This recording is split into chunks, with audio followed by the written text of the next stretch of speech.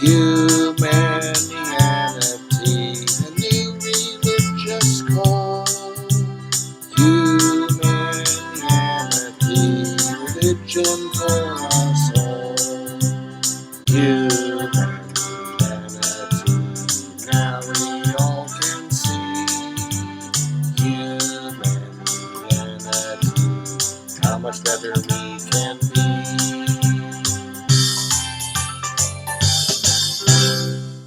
Hi, I'm Bill Van Fleet, and this is Humanianity Conversation number 30, recorded on September 7th, 2019. It's the second recorded conversation with Mark Brooks, who has had many spiritual experiences since 2003, resulting in much reading of theological, mystical, and scientific books, as well as the publishing of now a third edition of a book on the subject with the title Christianity from a Spiritual Perspective. We talked about the Humanian Belief Manual and its possible use in the meetings of the local Humanian organization, Charlotte Humanianity. We also talked about the nature of religion and the various ways in which the term has been used in the context of a current trend in some Western cultures to turn away from any recognized involvement in it, despite retaining many of the activities and beliefs involved in the religions.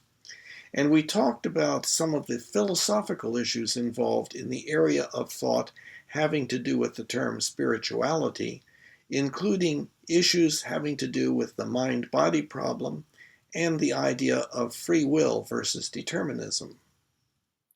Hey, Bill. Hi. Yeah, we got it set up now. Yeah. Okay, so this is our second Humanianity conversation, and I'm wondering, do you have some specific things that you wanted to make sure we covered in this? I'm pretty much open. I went over the belief manual and actually put in a belief. So, I did some fooling around with that and had some ideas. So we could talk about the belief manual. I think that would be pretty good. Yeah, that would be good. Mm-hmm. Yeah, and looking forward to seeing you Tuesday at the Humanianity meetup. So we'll put in a plug for that too. Yeah, that's right. That's right. Well, I got, when I was walking at South Park Mall, there were two people said, "I like your t-shirt." And I invited them to Charlotte Humanianity. Oh, cool. The t-shirt says, "Humanianity, the religion for humanity."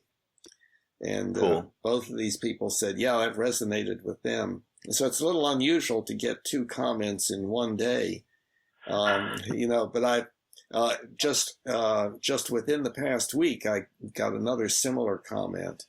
And so on. So now some of my friends who tend to be militaristically non-theistic and, anti-religion, tell me that I'm ruining everything by associating humanity with religion. But I cannot agree, although I think it is a kind of a concept ahead of its time. And so it's going to be difficult for it to take off, but yeah. Well, I had an idea on that. There are, and I forget the name now that I said it. There's atheistic churches that are rising. So and they don't use the Bible, so they would be an opportunity to have a belief manual as something that would be a tool for them to record some of the things they believe, just in addition to getting together just to live life together.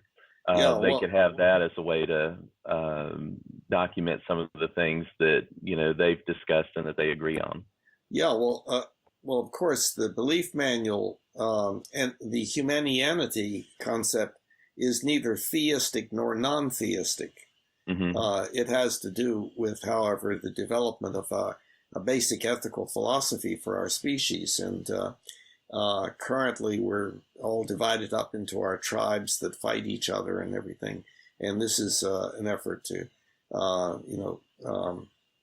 get beyond that. And yeah, I know that, for instance, there's Sunday assembly, but Sunday assembly. Yeah.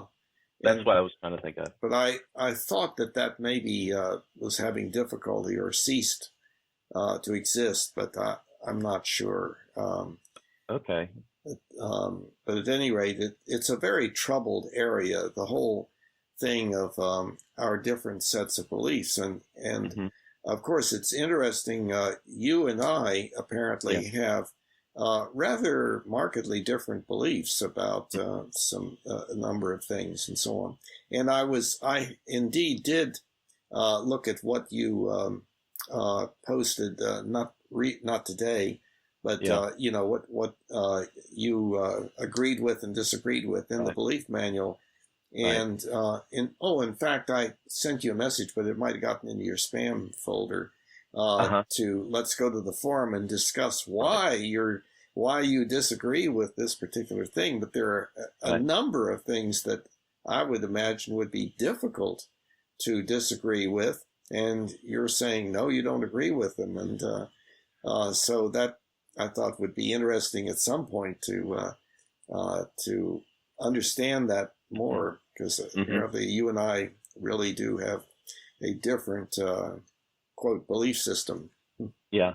Well, and we could talk about that too. That's pretty good. I don't remember everything that I said yes and no to, but I'll say in general, the way I looked at it was I was trying to create my belief manual. And instead of saying that I disagreed with stuff, it was more like I would want to write it differently. So I said no to something because I wanted to write it differently instead of that I disagreed with the idea. And I didn't know the belief manual well enough to go in and write the comments and pose the new beliefs and stuff like that. So I did the voting first before I knew how to do much of anything else. But that was a lot of it. Well, then what I would recommend would be for you to go back and just look at those things that you disagreed with and then see whether you want to re-vote. Because if you really agree with it but would write it better, it would, I think, be better to do both, to put it, to indicate your agreement, and then to rewrite it the way that you would, and to agree with that. Okay. And I would rewrite it as a comment or rewrite it as a new belief? No, as a new belief. Well, you could also just comment on the belief and say, if I had written this, I would have written it such and such. You could do that, and that would save a little space in the belief manual. But I don't know that that's a big issue. So, so either way. If it's not substantially different and you agree with the way it's stated, but you would state it a little bit differently, probably putting it in as a comment would be better. Than anybody reviewing it and looking at the comments could see, that he's probably right. It could have been written a little better. And then also we can go to the forum and discuss the pros and cons of writing it in each way and so on. That would be good. Okay. So we'll take advantage of that. That'll be good. So I may just do it for like 2 or 3 at first, so that I could kind of get used to the forum and get used to the comments and things, and then we could see how that plays out, and then I'll go in and do more stuff. Yeah, that sounds fine. That sounds great. I wouldn't want to redo 40 some odd beliefs all at one time, with me not knowing it as well as or knowing the technicalities of the manual. Yeah, well, it's pretty easy. So you can just take a look at those beliefs that you disagree with. Just display those, and then take a look at it. And if it's I would have written it differently, but I do agree with the way it's with the idea. Then you just click on yes and go on to the next. So you could actually do that just in 10 minutes, so Okay. Okay. but if it's something you really disagree with, of course, leave that in there. And but you can notice that like there may be at this point, I forget how many people. Well, there are a number of people that are registered in the belief manual Mm-hmm. who have not developed their belief manual, so they've not indicated approval or disapproval with any of the beliefs. But of those that have, some of the beliefs that you said no to, everybody else has said yes to. Right. And so that and you can even filter that up at the top. You can choose those that 50% or 75% of people agree with, and we just pull out those. So it has all sorts of capability. But I think it's really great that you are participating in that, and hopefully also if this does really seem to have some viability and potential, then advocating for it will do a lot of good. I think there's some reluctance on the part of many people to actually put down what they believe, like they're worried what people will say, and Right. or whether they're in danger or something like that, But yeah, I think that there's I think that's there's no danger at all, really, to a person doing this. Okay. So what I will do is on the beliefs that I put no or selected no for, ones that I really selected no for, those would be the ones we could go to the forum and discuss. Yeah, that's right. And that would be good. Also, too, I was sitting there thinking the Charlotte Humanianity meetings would be a good place just to bring up a new belief and discuss that, and then take it to the manual and try doing the process that way, and seeing what happens if you can add beliefs to the manual through the meetup group. Yeah. Does that make sense? Yes. The that I could do that sitting right there. I could. Yeah. Oh, yeah. And say, now this is the way it reads. What do you all think? And and get the wording down just right, and then enter it. And yeah. So that would be a.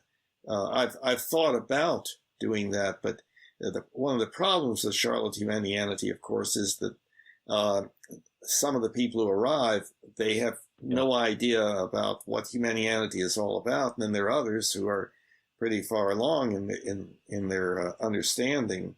And so I have to try to bring the newcomers up to date and so on, and us progress from there. So, but it's a little bit of a challenge. Okay. Well, we could try it and see what happens. I'll have to think of something, maybe to propose, and we'll just see what happens, and then maybe we can take off on it, and you could write something up, and we could discuss it, and then just go from there and see what happens. Sure. That sounds good. Yeah, that'd be cool. Well, the one belief that I created, and we could talk about this, is it's really it's a religious belief. I'll say that, or a Christian and other world religion beliefs, and it's basically the love your neighbor as yourself. But I worded it in a different way. I said this was in care for your body, care for yourself. In that section, I said if we care for the physical, emotional, and social needs of others, and let others care for our physical, social, and emotional needs, then that would help bring us together into community. Okay, so that would be an existential belief, right? I believe that's what it was. Yes. I may have done it wrong, but I just put it in there just to see what would happen, and see who would vote on it, and whatever. And it may need to be put in a different area. I don't know how to do that, but I just thought I'd enter in something and see what happens. Yes, you can move a belief, and you also can change change the whether it's an existential belief or an ethical belief. You can do those things unless other people have started agreeing with it, and so then you don't want to. So it's such that if you go in and you say you agree with something, then somebody can't come along and change what it says, and then it looks like you are agreeing. That can't happen. Okay. If there's just one other person, it can be changed, but then that person's vote on that belief is removed, and I believe the person is notified. So that would be an unusual thing to occur. Okay. Well, and I could also see if you put in a new belief, you would vote yes for it. So you would automatically have one person voting yes for something, whether or not it was something that anybody else would agree to. So I could see why having at least one person voting yes, you could still, do a change or whatever. Yeah.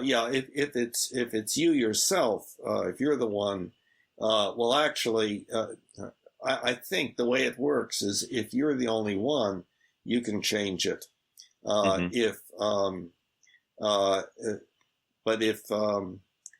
I think if there's one other person, okay, but then you turn around and vote no, then there's only one person. Okay. And then that person's opinion about the belief is removed by virtue of the change.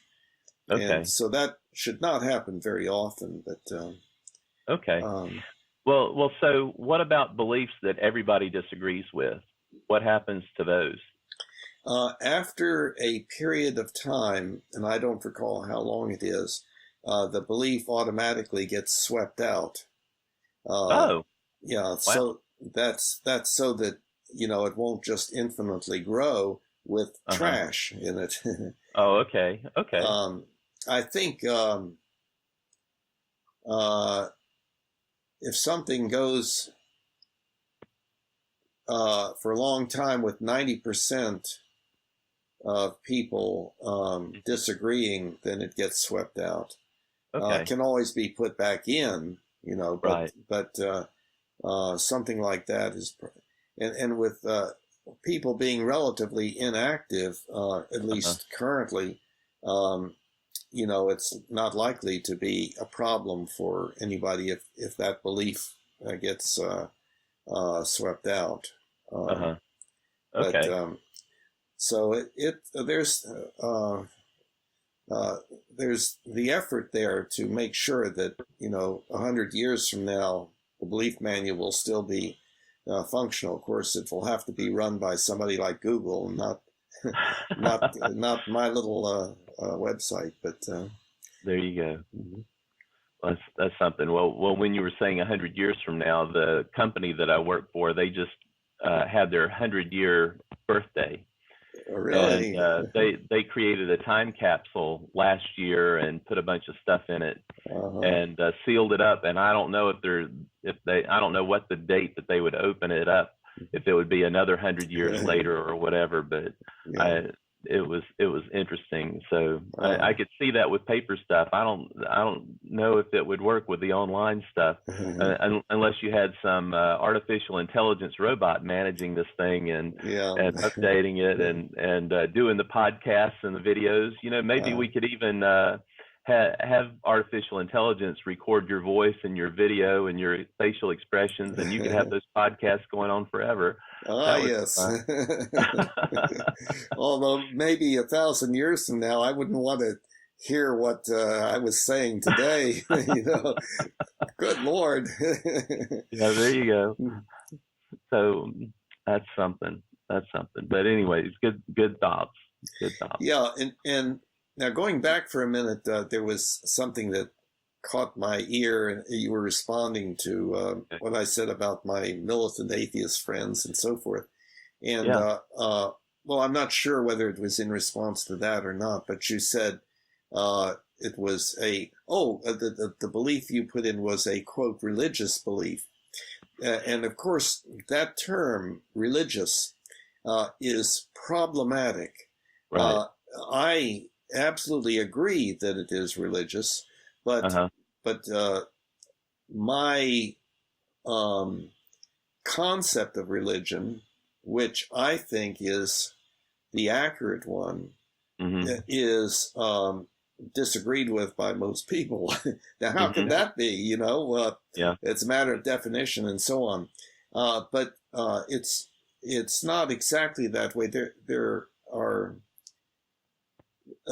the well, the big problem is that there is a cultural, in Western culture, there is a turning against, quote, religion, whatever that is.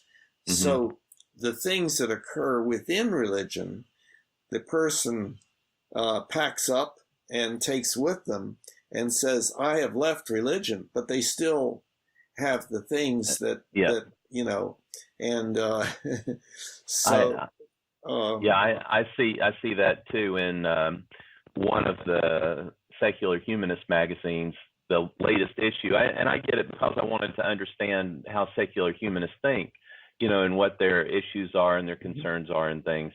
And in the latest issue, there was a fellow who normally does a 1- and 2-page ad that was anti-Christianity or anti-religion. He did an 8-page insert where he did talking points for atheists to have conversations with Christians to win the argument. And there's a lot of that. Something.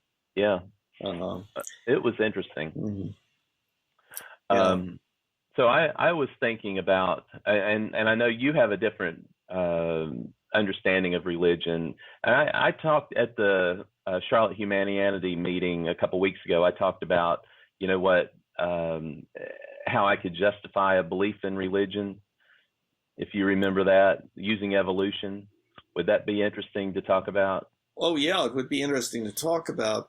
I'm not recalling exactly that train of thought in the meeting, but also I think it might be a good idea for us to clarify how we, in our different ways between you and me, are using the word religion, and then settle on maybe what we do agree upon, which I think we will. I think we do actually agree, but we're dealing with a linguistic problem.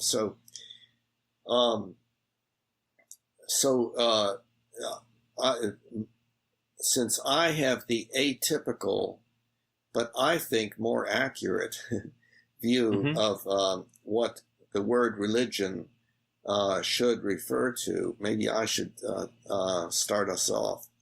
And, sure. And what, in the first place, if we're talking about a definition, definitions are all items in this set that have this specific characteristic. All X, of which Y is true, is how we will use this. Wow. Okay, so I don't know if I've ever done a definition that way, but I'll go along with it. Well, it's kind of just automatic. Okay. In the first place, what we're talking about is a social activity. So there's religion, there's government, there's sports, there's politics, et cetera, et cetera. So a cultural activity that of which the following is true. Now, what is that? Now, what most people would say is that religion is that social activity involving believing in God or gods or something like that. Now, in the first place, that's not quite correct, because there are religions where people who do not believe in a god or gods are fully active in the religion. And Unitarian Universalism, and I think Buddhism, for instance, does not have a God concept, and so on, or some forms of it, and so on. but it is unusual to have a definition that refers to the content rather than the function of that social organization. So one would not say science is that activity involving the belief in black holes. No, it's the activity involved in trying to come up with the most accurate model of reality that we can come up with that helps us predict what will happen if such and such happens, or if we do this, that, or the other. Okay, so with religion, what is the function? Okay, well, I think there are actually 5 usual functions of any religion, but the first one is the most defining, the most specific, and that is ethics. In other words, how to be a good person. So when people get together to engage in their religious activities, whether they state it or not, they're trying to become a better person, to be a good person. That's one thing. Okay. A second. I agree with you on that. Yeah. Now, the second is optimism, and that is how to feel better about one's existence, or thoughts like, what happens when I die and so forth. Or in Buddhism, the right thinking, in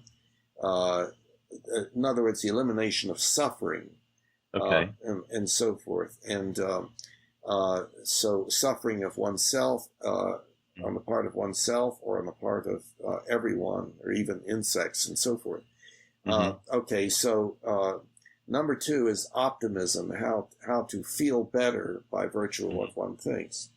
Number 3 would be helping the disadvantaged or the suffering. Number 4 would be belonging, and that because a lot of people have no family, but they have their church family, or their synagogue family, or whatever. And then number 5 is entertainment. Now, people say, watch out, don't use that. Religious people will be offended. But actually, poetry, art, music, having a good experience by virtue of the rituals that one engages in and so forth, and the different activities. But, of course, entertainment you can get many different places.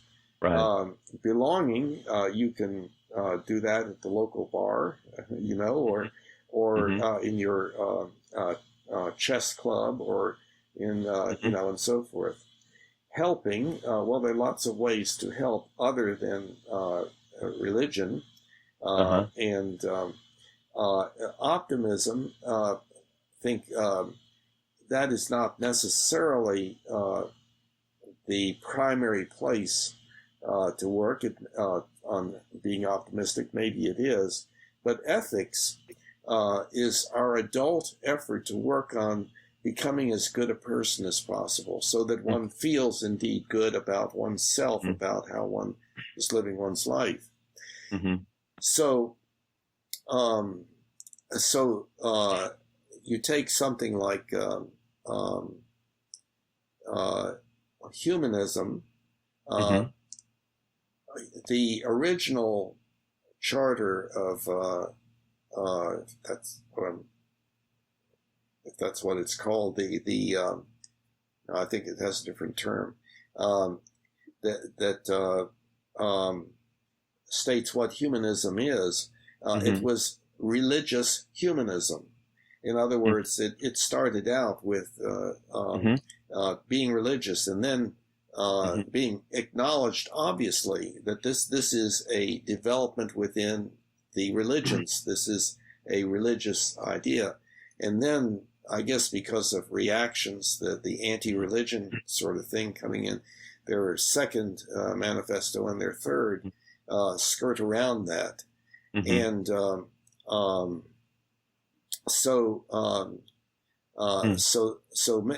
people who are humanistic, some of them may consider that humanism is against religion, but no, it's what it is the effort to try to be a good person, not based upon the presumed dictates of a deity. Right. And and of course that is a Humanian idea also, in that certainly we could use that as a method of determining what is good and what is not, if we could agree on whether there was a God or not, and what he or she wanted, et cetera, et cetera. And but there's I can't imagine people coming to an agreement about that. And so the question is, well, does that mean giving up being ethical, or does it mean going along with one's tribe? You know, well, we believe such and such, so so you all, if you don't believe that, then you're the other people, and maybe even one of the enemies, and so on. So at any rate, I see throughout, as long as we've known of the religions, they have had that. They are the adult effort to continue what was developing, what was happening in the first year of life, how to be a good person, which indeed is begins pretty much authoritarian. In other words, obedience to the most powerful. And so the parent is the most powerful, and then the leader, or the culture, or the deity, and so on. So in Humanianity, then it's the social contract. Let's all figure out what we want in life, and so there's the ultimate ethical principle, which would be the goal, that we should do that which will promote not only the survival of our species, but also the good life for everyone now and in the future, the good life being as much joy, contentment, and appreciation as possible, and as little pain, suffering, disability, and early death as possible, etc. So that's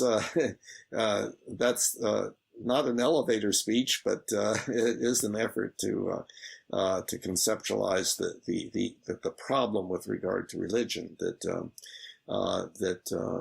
our religions can come together if we can agree on the social contract of working together with each other, you know, as opposed to saying, well, no, you're one of them, you have a different God, or no God at all, or something, you know, and so on. So anyway, that's my attempt to deal with the religion thing. Now, you may see religion in a different way. Right. Before I get started, let me make one comment about the 5 things you offered. Yeah. 3 of them, the belonging, optimism, and service. I would offer that you might want to consider consolidating that into a sense of purpose in life. And I see people who have lost their sense of purpose in life, and they just go around saying, oh my gosh, you know, you get the sense of nihilism, that there's no meaning for your existence. But if you have a sense of belonging to groups, and if you have a sense of serving other people who need your help and your support, and then, you know, you're optimistic in your outlook on life, that promotes a sense of purpose in living. Yes, and I think that's one of the things that would be necessary for you to get through this life, is to have a sense of purpose. So you can work on your ethics, but have a sense of purpose. And then, you know, everybody needs entertainment. They need a sense of awe and joy and happiness and things, and that's an essential part of life as well. Yeah, sure, sure. Yeah, well, that's an interesting. I see what you're saying. I think it's really kind of covered the whole. The interesting term that you're introducing is the word purpose, and that's sort of complicated, because purpose implies sentient entity that is doing something with the wish to accomplish something. Now, the question is, well, many people would say, well, my purpose is I've been put here by God in order for him to accomplish something through me. But then if people do not believe that there is a sentient entity that has done this and is controlling my behavior or something like that, for his or her purpose, well, then if we're talking about one's own purpose, yes, I've wondered about that because, as you know, I don't feel like I am being watched and approved of or disapproved of and so forth. So for me, it is primarily, I am in the first place very grateful for what people have done who have come before me that has made my life so good compared to the way it might have been or the way it would have been if I'd lived, several thousand years ago or something. Right. And so I want to pay forward by doing what I can to be of some benefit to those in the future, or to those around me, but also those in the future, to whatever extent I can. And of course, I may have a relatively small sphere of influence, or who knows, it could grow. But still, for everyone, I think that is a motivation that person could have to pay forward out of gratitude for what other humans have done before them to make the world as good a place as possible for me and for other people in the future and so on. So that's how I look at purpose. So that could be our discussion topic in Tuesday's meeting, and it could also be a belief for the belief manual. So you could turn it around and say, my actions today have an impact on others today, but also can affect future generations. Yes. So we could think about the immediate impact, but the intergenerational impact as well of your positive and your negative actions. And we need to be aware of everything that aware of the fact that everything we do has a benefit and or a consequence. Yes. So there you go. So maybe we can discuss that Tuesday. That would be cool. So before I get started on this idea that I talked about a couple of weeks ago, let's kind of clarify where you and I are in terms of what we see in common. And what I think that we both see in common is and share in common is a desire to mature humanity, to mature the ethical, moral behaviors of people on the planet. And that's why we're able to, converse and talk and enjoy each other's company and stuff like that, is because we share that common purpose or common belief or understanding or whatever. I have a more spiritual belief, and we've talked about that in the past. And I wrote a book about it. I won't talk about the book. No, feel free. Feel free. Well, okay. The book that I wrote is called Christianity from a Spiritual Perspective, and worked on it pretty much full time for the last 3.5 years, but it was part time for like another 5 years before that while I was, working full time. But I came up with a number of ideas and concepts and things. And so a number of the things that I talk about, just in conversation with people between you and I and between other folks, is things that I've thought about over the years. And actually wrote in the book. So some of the things came from the book, but some of the things grew out of the book. Just like you were saying, your existence is on the shoulders of the people who came before you. Mm-hmm. I think some of the things that I'm thinking about now are coming as a result of things that I've thought, in the years past. Mm-hmm. But we do share a common belief and goal and objective of wanting to mature humanity ethically and morally, and especially too, I think with the growth in people who claim no religion, it's important that there's something that can help guide their behavior. If you don't have any kind of sense of moral and ethics to constrain you, I'm not saying that religious ethics is always good. There's good and bad and whatever, but there's some direction you get out of that. Mm-hmm. And I think having a belief manual, having discussions of ethics and morals can help guide people and help mature them overall. I'm just saying that in a general sense, not in a specific sense. But there is one issue that is lurking here. Okay. It's a big philosophical issue, and that is whether there is such a thing as objective good. And Mm-hmm. And when you talk about helping us to mature, there is the question: well, who says what is maturity?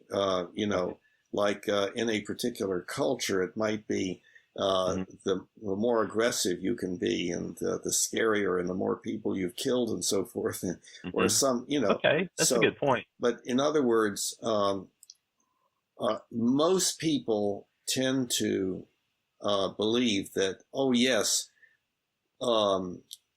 there is an objective, perhaps scientifically determinable good, ethical good.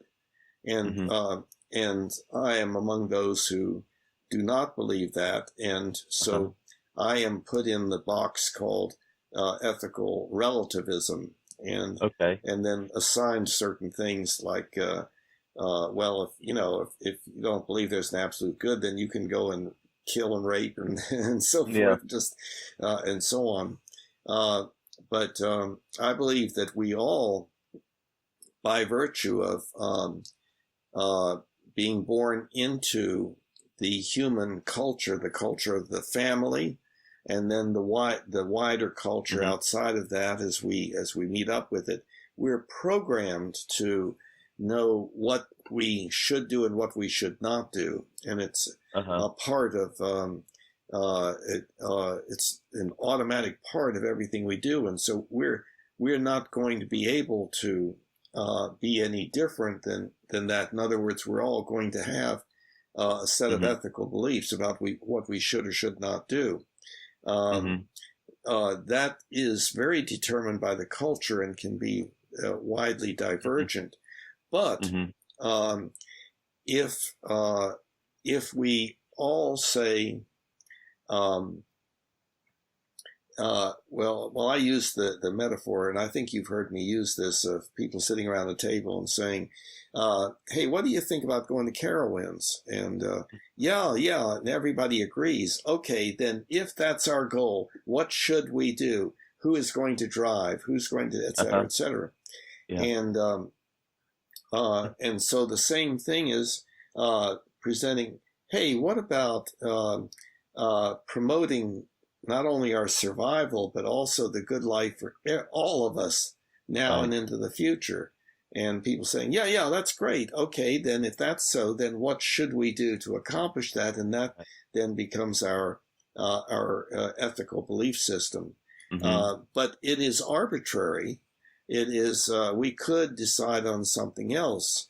And I use the example like we should do that which will promote the greatest diversity of species on this planet. Well, that would mean getting rid of just one of them. Well, that's true too. That's true too. But I don't think people would agree with that. So I think the Humanian ultimate ethical principle which is just a statement that was constructed by one Humanian, namely myself, as the best guess as to what would make sense to most all of us if given enough thought and so forth. So that has to do with the whole issue of foundationalism in ethics and whether there is a foundation or is not, and so on. So I just wanted to mention that was lurking in what you were saying. Maturing, helping us to mature. Okay. So, and as you were saying, was it relativistic ethics? That's what you were saying? It was, what I was thinking was human ethics relative to animal instincts. And so you have, some humans on the planet who have stronger animal instincts than people who have, different types of behavior. And I would say that maybe one way to distinguish between the maturity of, or distinguish the maturity of humanity is the ability to which we're able to control our natural instincts, for the benefit of society and the benefit of others. And that may be another way to do it. Yes, and I agree with that. I stated a little bit different. I see us as being hominids. And there are other, hominids are like the great apes, and so it includes chimpanzees and bonobos and certain apes and so forth. And they are a social species, and social species have various motivations built into them, like dominance, struggles for dominance hierarchy, establishment of hierarchy within the social system and so forth, as well as the other things like hunger and thirst and sexual drive and so forth and so on. And also things like bonding and mutual grooming and mutual making of each other feel good and so on. And so there are all of these hominid tendencies in us, some of which make life better, some of which make life worse. The evolution, quote, doesn't care about whether there's suffering or not, as long as it promotes survival of the species and, passing along of the genes and so on. And so we humans now, because of our language and our continuous use of it and the building up of it, building up of these thought systems and so on, that no other species can do because they don't have symbolic language. We humans can say, well, now, we have built into us tendencies to fight and so forth, but if we inhibit some of these tendencies and enhance others, we're going to have a far better life without as much suffering.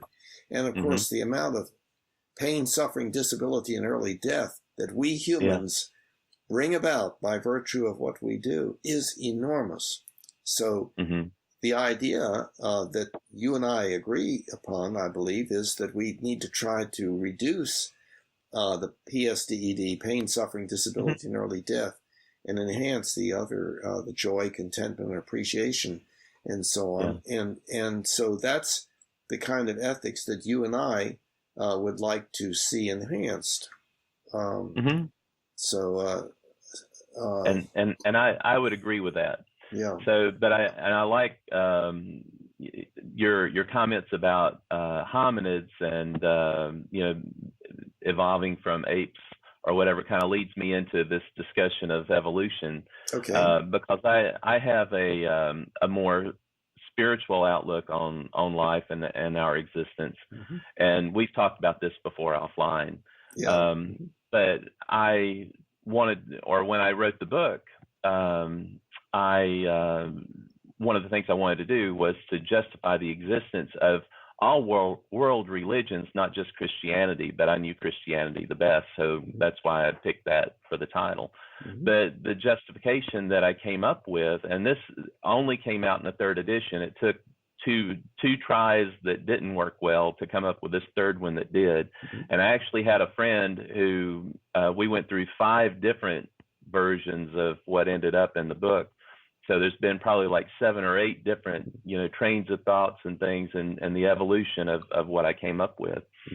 But the whole idea of spiritual evolution was what I wrote about. And I was trying to leverage physical evolution. And we had conversations about physical evolution too, to justify spiritual evolution, but there's also some dependencies on that justification as well. And I referred to the book, The Blind Watchmaker by, I can't think of his name right now, Richard Dawkins. Yeah. A very famous book.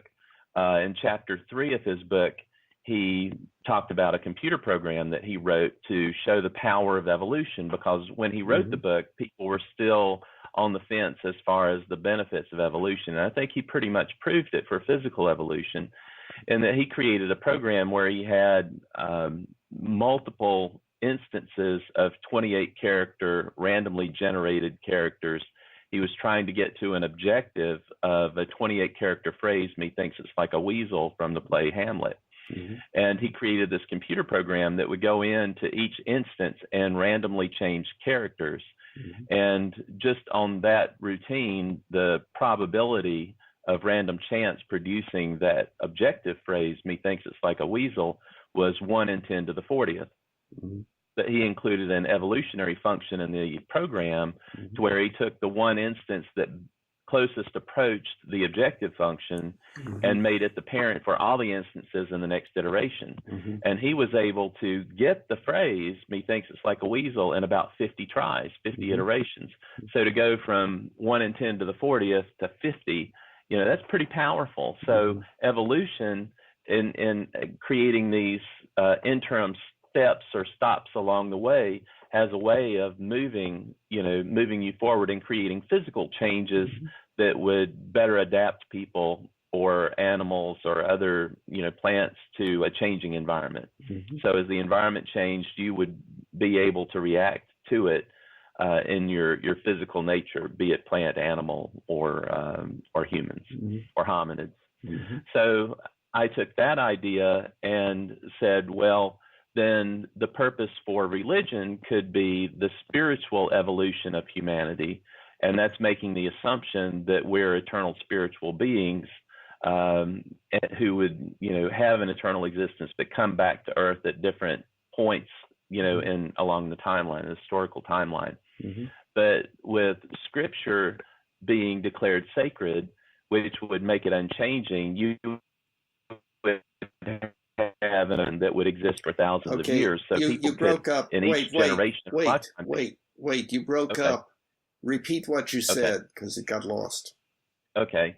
So if you declared scripture sacred, so that it wouldn't change, it would be in essentially the same form for thousands of years. So that could be your objective function. And as people lived their lives and discovered, the scripture, discovered the religion and embodied it and practiced it, they would be moving themselves along during that lifetime on an evolutionary path. And as they taught it to their children, they would do the intergenerational transfer of that spiritual evolution to move people along intergenerationally. So that was the justification that I proposed for the existence of religion from a spiritual aspect, assuming that we're eternal spiritual beings. And there's also a constraint on that in the current belief of our existence. A current belief in reality is particle-based with 3 dimensions and time, and you can't really have something that exists eternally within that structure of reality. So the other thing that I wrote about in the book is that I think that reality may be different from what people generally believe. And I led it off with the question, why would, and this is going back to Christianity, why would Jesus tell his followers to believe things in faith if he knew them to be true? And my answer is that because what people generally believed about reality was not correct. And that was leading me to talk or say to people, we all have our beliefs, we all have our philosophies, but all of those beliefs and philosophies are based on certain premises, and some of those premises are the premises of reality and what reality is.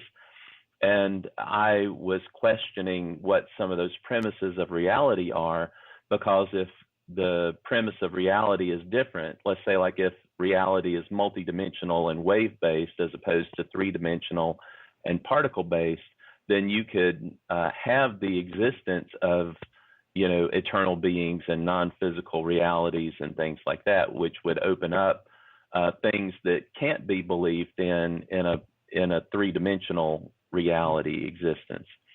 So I was raising questions, and the whole goal of my book was not to, you know, say this is it, but to stimulate thought and discussion. And I think that's one thing that I know skeptics would agree with is it's great to discuss, it's great to argue, it's great to have differences and to talk things out, because the ultimate truth eventually comes out when people start talking about all these variations and all these different angles. You disprove things and you reinforce others, and eventually through that process you arrive at the truth, or arrive at a closer approximation of what the truth actually is. So I embrace skepticism. You know, I'm happy to talk about things, and I think we all should talk about them. I'm enjoying the conversations that you and I have. I enjoy the conversations that I have with other people. And I said this in the previous video too, but you know, the philosophical discussion group is another place where you can have open, honest discussions and disagreements about different ideas and different concepts. And you know, it's great to come into a skeptical group who would allow you to speak and allow you to talk about things, as opposed to, I would call, a cynical group that would say, well, we have this understanding and this is it, and we'll run you out of the building if you don't. Right. So that was the idea from the book.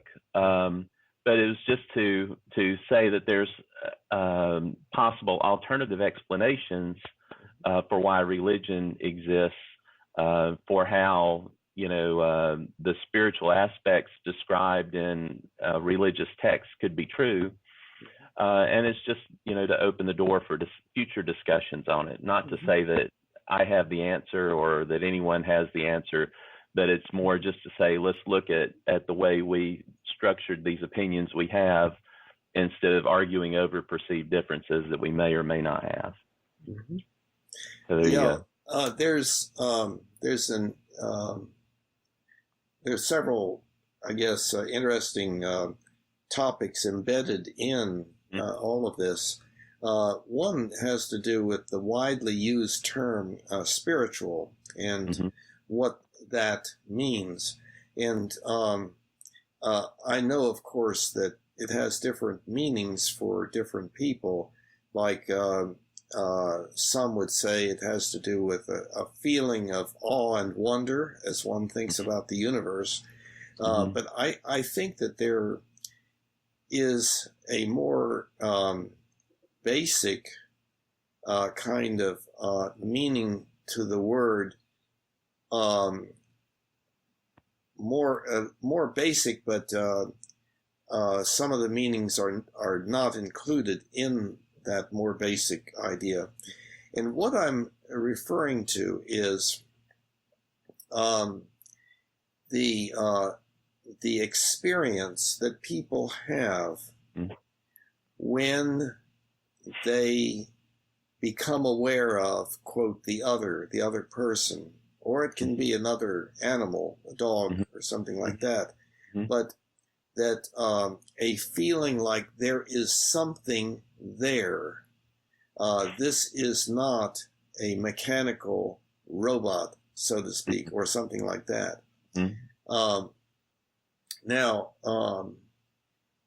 So we people have referred to that as the spirit of the person. Okay. And so then, for instance, when a person dies, and somebody else is looking at the dead body, they don't feel that it's there, but they may still feel its presence. Now, what the significance is, or the explanation for that is, would be variable, and probably people would kind of divide up into two groups. And you and I would be in separate groups probably there.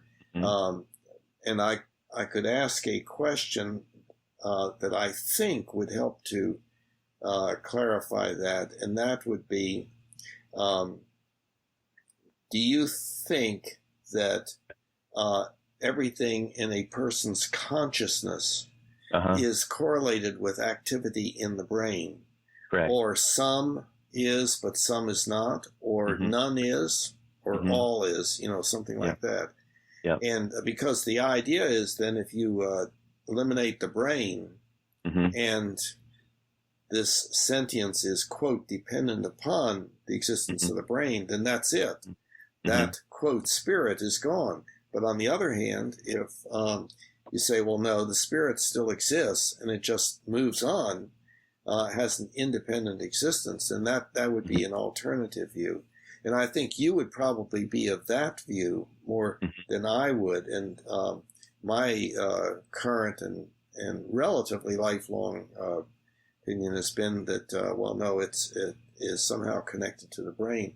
And of course, I go into this in more detail in the Mind-Body Problem book that is that is free to everybody on the website under philosophy. And I put a lot of work into that, like you've put work into your system, your books and so on. So, and some people have told me that they really feel like it was a very valuable thing, and I went through it with a friend of mine, sentence by sentence, paragraph by paragraph, while on the phone, looking for anything in it that seemed ambiguous or incorrect. And we did find one thing that was ambiguous, and so I put that correction in as an editorial thing. But and he said that the book was very valuable to him. Yeah. So, but at any rate,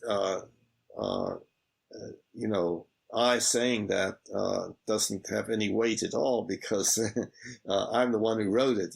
So but at any rate, so that's so that has to do with the issue of spirit. And spirituality, for many people, has to do with, I think, the feeling of,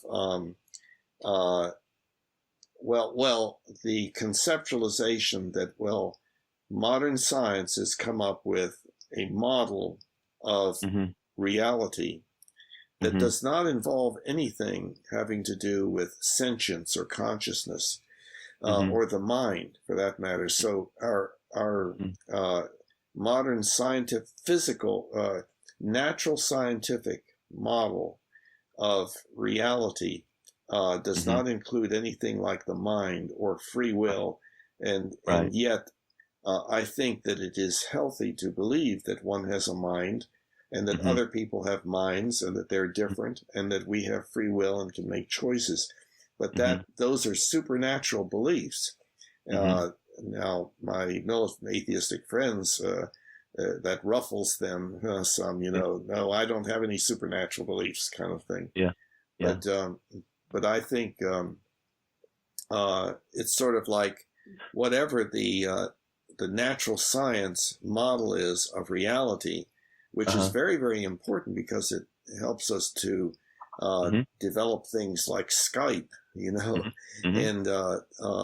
get to the moon and back if one is of the majority viewpoint that we actually did. We know of some people who believe that that was fake and so on. But at any rate, all around us we see things that we're able to do because we have an accurate understanding, an accurate model of reality, meaning that with it we can predict what's going to happen if we do this, that, or the other. And therefore we can avoid making mistakes and so on.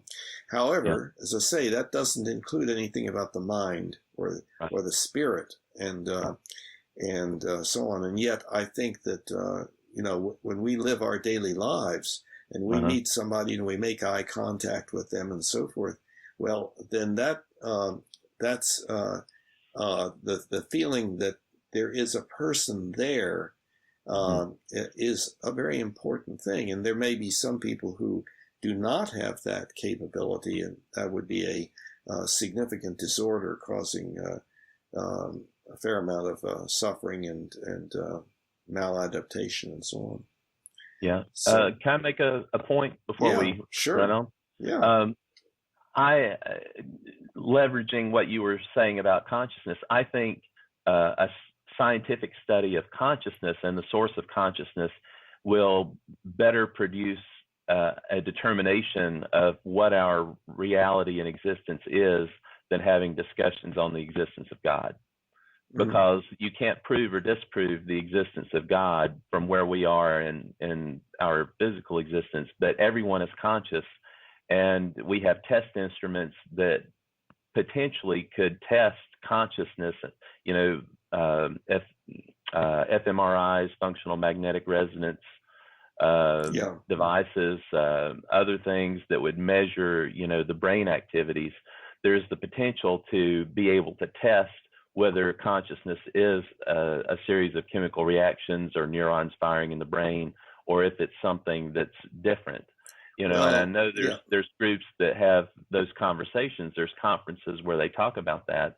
But I think that from being able to make a determination about our existence, whether if it's purely physical and us being hominids on this planet, when we die, our consciousness dies, or if we have an eternal existence, I think looking at consciousness and trying to do a focus and a deep dive on whether we're, eternal beings consciousness or brain consciousness, that's going to be more fruitful or a fruitful area of producing results than having these logical arguments, I said before. I know exactly what you're referring to. Now, in my Mind-Body Problem book, I point out that there is a problem with that train of thought, and it has to do with the natural sciences do not detect consciousness. They detect certain things which are correlated with reports of consciousness, but no one has ever observed someone else's consciousness. No one has actually observed a mind, and the mind and the contents of the mind are nowhere in the natural sciences. But people's reports of what they are experiencing can indeed be correlated with. But that's the reports that are correlated, not the consciousness. It's the reports. So at any rate, that's a very complicated issue, and but I elaborate on it in that Mind-Body Problem book, which I recommend to the whole world. That's cool. There you go. You got 2 plugs in. I only got, maybe I did get 2 plugs in too. So that's cool. One other thing too, you talked about free will, and there's a comment about free will that I really liked, and it was by Viktor Frankl, and he was a Jewish psychiatrist who was in the Auschwitz concentration camp during World War II. And he wrote a book called Man's Search for Meaning. And I think it's on between page 65 and 66, because I wrote about it, and researched it. He made a comment. He said that one day he was looking out over the compound, and that was at a concentration camp. And he said he could see people doing this. They were few in number, but there were men going around encouraging others and giving away their last scraps of bread. And he said it was at that point that I realized you can take everything away from a person, and I'll add this on, is their power, their influence, their money, their celebrity, their beauty, but you can't take away their ability to choose how to respond in any given situation. And I like that, and that really stuck with me. But I think that applies to free will and determination in this big discussion that people have over that. And that the events that happen to us in life, we have no control over, but we have total control over how we choose to respond to them. And that's where I think, people have free will. They have free will in terms of how they choose to respond to things. And I think, having thought about the ethical, moral, intergenerational, instinctual aspects of different things, that helps people make better decisions and better choices. But that's where I see people having free will, and not that the world is completely predetermined, or that God predetermined who's going to hell and who's going to heaven.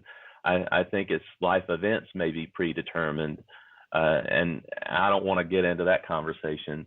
But yeah, well, that's right. And I do have a significantly different approach to that whole conversation than you do. So we're in different worlds at this point. I don't think normally you do.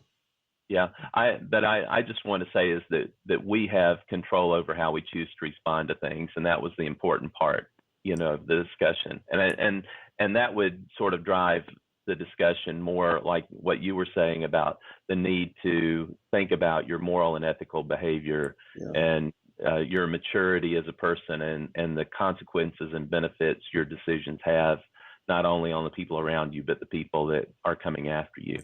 I think that my way of saying it would be, it is not correct that one or the other of these two things is so, namely free will or determinism. In other words, it is not true that free will exists. It is not true that determinism exists, or is the right answer. They are both just ways of looking at things. And I think that it would be unhealthy to look at things as that there is no such thing as free will. But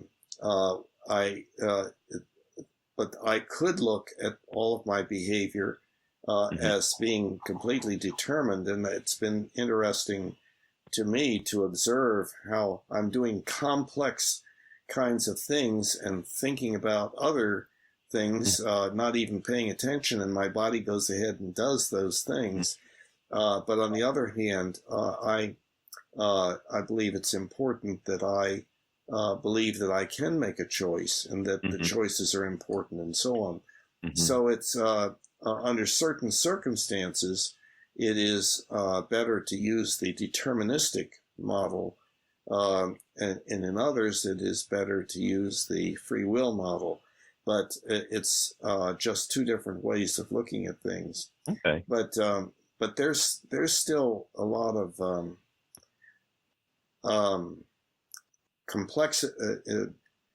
uneasiness producing complexity to that whole area. But as I say, I look at it differently than you and most anybody else does after writing the Mind Body Problem book. So. So when are you going to publish this book? Are you going to leave it free on the website, or are you going to put it out on Amazon? Yeah, you and I briefly talked about that. The thing is, I don't want the any of these things that I'm doing to have a secondary motivation of making money, and so. I want that book to be free to anybody and everybody, not just somebody who can, quote, afford it. But on the other hand, the way that it is lying there in the bushes of the website is such that people don't know that they can just go and and read it or download it as a PDF or Word document and so on, is not going to mean that many people will read it. So I am thinking about, trying to do some alternative thing where it could be more available, and more people could become aware of it. So I haven't given up that idea, and you and I can maybe talk some more about that, because you have more knowledge about publishing stuff, because you've done that a few times. Yeah, it's interesting.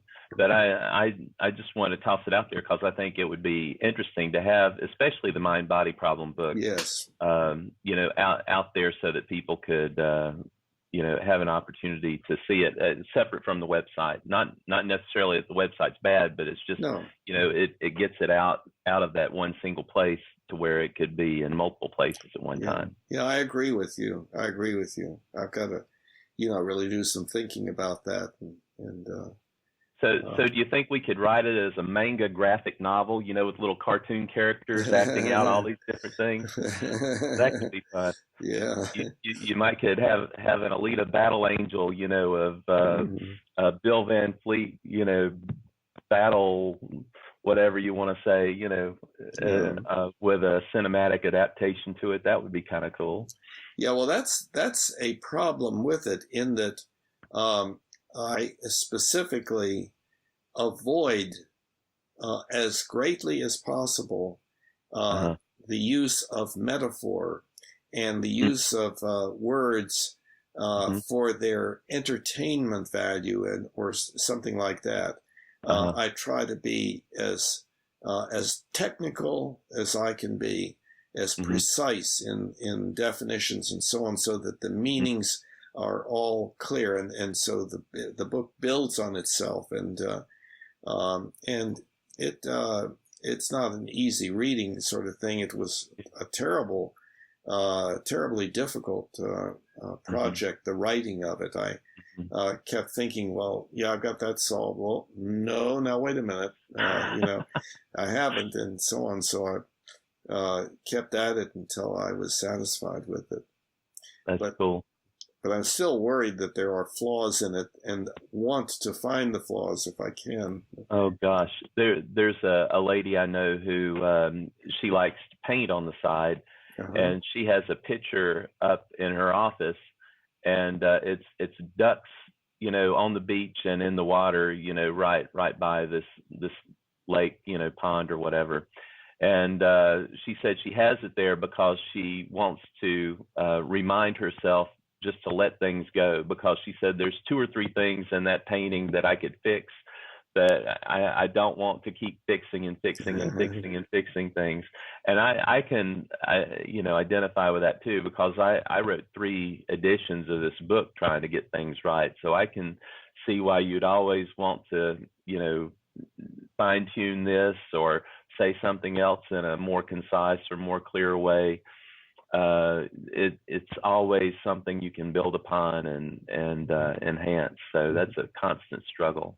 Yeah, it is with a lot of people. So I can imagine that. But in your case, being on the website, your corrections are free. So that's nice. Yeah, that's right. So,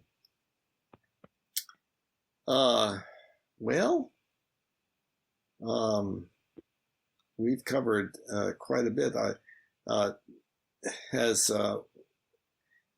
Is there something that we have is not addressed that is kind of lurking? I know that later on we will come up with such things, but at the moment, well, I think we ought to leave people in suspense until the Tuesday Charlotte Humanianity meeting to talk about this belief idea that we had. Yeah. How's that? That sounds good. Yeah. So I had a great time talking to you today. Oh yeah, I've really enjoyed it and appreciate it. So I think it's great to have real meaningful discussion with somebody who is of different sorts of relatively basic beliefs and everything, and that is a source of stimulation and increasing wisdom and so on. So, well, that's really cool. Great. Well, I look forward to talking to you on Tuesday. Thank you. Me too. And so take care. Okay, great. Take care. We'll see you. Bye-bye. Bye. Now we all can see humanity, how much better we can be.